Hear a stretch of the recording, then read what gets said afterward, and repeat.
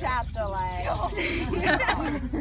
Já bych vám teda předně jakoby všem chtěla hrozně moc poděkovat, že jste sem přišli, protože určitě svolat několik týmů z republiky není žádná sranda a já tě nechci zastírovat. Můžu říct jenom jediné. Aru. Aru!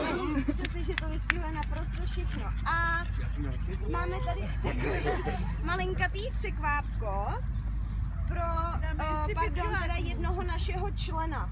Jestli dovolíte, tak my bychom to uskutečnili takhle jako veřejně přede všemi. Vítě, můžu tě poprosit, abys ho přivedl? Jde o velmi výjimečnou osobnost našeho týmu, která letošní celý rok šetří na to, aby mohla odletět na svůj americký sen. A Ríšo se přede mnou maličko zmínil, že ho jako hrozně štve, že šetří každou korunu na to, aby mohl letět. My víme, že máš zítra narozky, neutajil si to, kamaráde. A my bychom ti rádi něco předali. Schválně si pochopíš, o co jde. Chceme se s tebou rozloučit v koutech, zaplatili jsme ti start na super.